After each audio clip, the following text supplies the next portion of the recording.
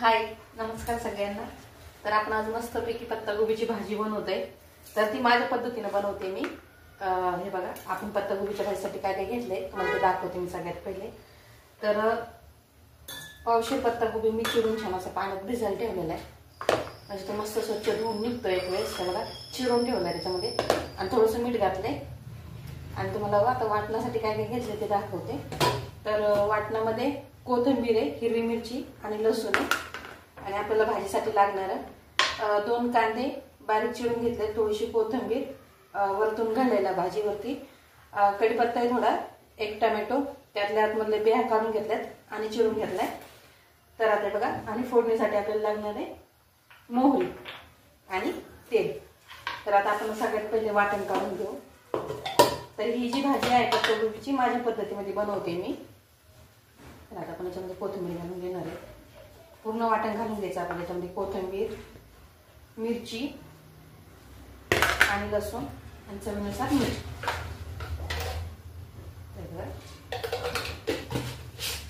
आणि मिक्सरला फिरवून घ्यायचंय आपल्याला।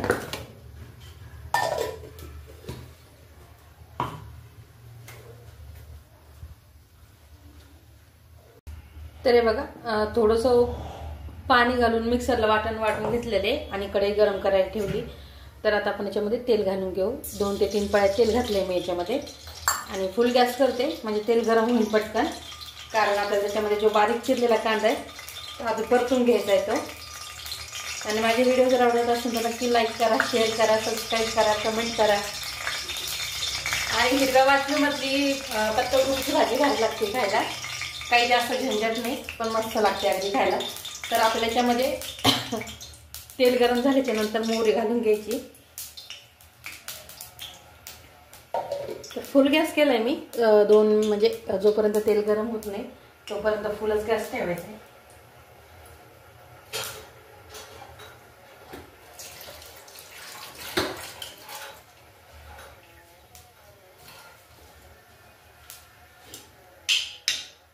तर हे बघा, मस्तपैकी आता गरम झाले, छान तेल असं। आता आपण याच्यामध्ये घालू 1 चमच मोहरी। हे बघा, छान तडतडल्या गेली, कारण कढई गरम करायला ठेवली होती म्हणून तेल पटकन गरम झाले, जास्त वेळ घेतला नाही आधी।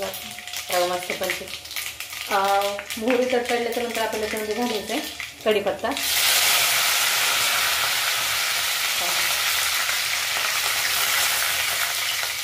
तर कढीपत्ता घातलाय, तो पण छान मस्त फ्राय झालाय। आता आपण याच्यामध्ये घालू बारीक चिरलेला कांदा। आणि हा कांदा जो आहे मस्तपैकी आपल्याला भाजून हे घ्यायचंय, तळून घ्यायचंय चांगल्यापैकी, लाल कलर येईपर्यंत, त्याला छान ब्राऊन कलर येईपर्यंत। कांदा नरम होईपर्यंत आपल्याला मस्त कमी गॅसवरती हे करायचं आहे, कांदा फ्राय करून घ्यायचा आहे। आणि नंतर याच्यामध्ये आपल्याला जे वाटण काढलं होतं हिरवी मिरचीचं ते घालायचंय। त्याला दुसरं बाहेरचं म्हणजे बाहेरचे मसाले कोणतेच यूज केलेले नाही मी। आपल्याकडे हिरव्या वाटणामध्ये कच्च्या वाटणामध्ये पत्तागोबी बनवलेली आहे, भारी लागते खायला। एकदा नक्की ट्राय करून बघ घरी तुमच्या पण। आणि मस्तपैकी कोवळी पत्तागोबी घेतलेली, पावशेरला थोडीशी जास्त आहे। तर बघा, कांदा नरम झाल्याच्या नंतर आपल्याला वाटण घालायचं।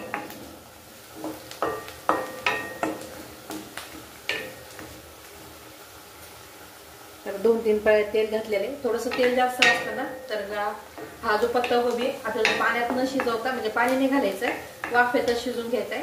त्याच्यामुळे थोडंसं तेल जास्त घातलेलं मी भाजीला, याला कांदा फ्राय करताना।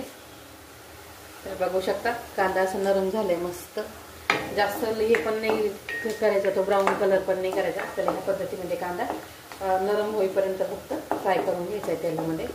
तर आता कांदा फ्राय झालाय, तर आपण याच्यामध्ये घालू जे वाटण काढलं होतं ते।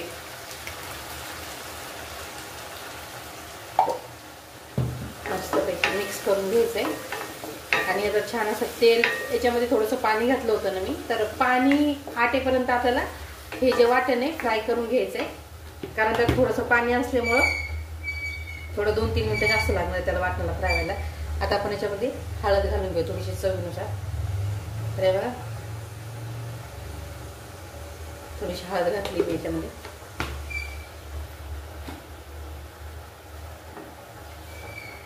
आणि मिक्स करून घेऊ आता हळदीलाच, कारण हे मट वाटण्यासोबतच मग कशी हळद पण छान अशी शिजली जाते बघा.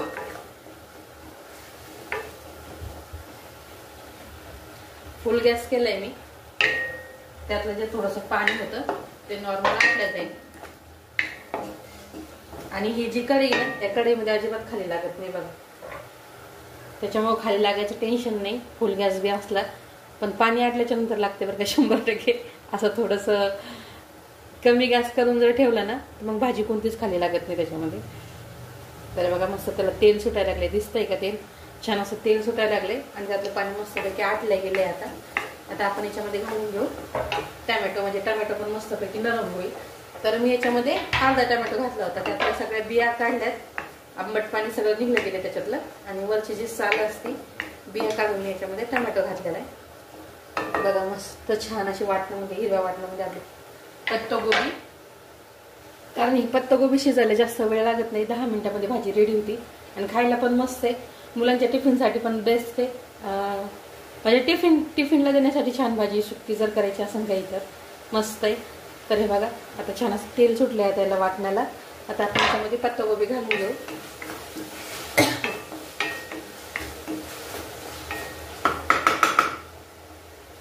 बघू शकता पत्तागोबी पाण्यातून बाहेर काढून घेतला होता बघा. मस्त असा कोवळा कोवळा पत्तागोबी आहे. आपण याच्यामध्ये मिक्स करून टाकू. पत्तागोबी पाण्यातून वेगळा केला होता मी.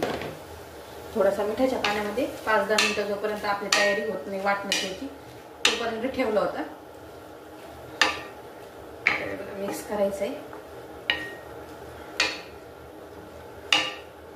आणि याच्यावर छान अशी झाकणी ठेवायची आणि त्याला भाजीला वाफेत होऊन द्यायचंय. कमी गॅस करायचा आणि भाजीला त्याचं काम करून द्यायचंय. मस्तपैकी भारी भाजी होती वाफेमध्ये.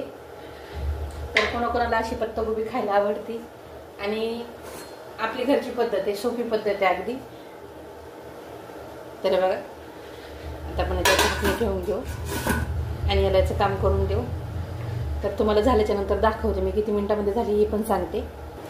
तर अधूनमधून चेक करायचंय भाजीला, खालीवरती करायचंय.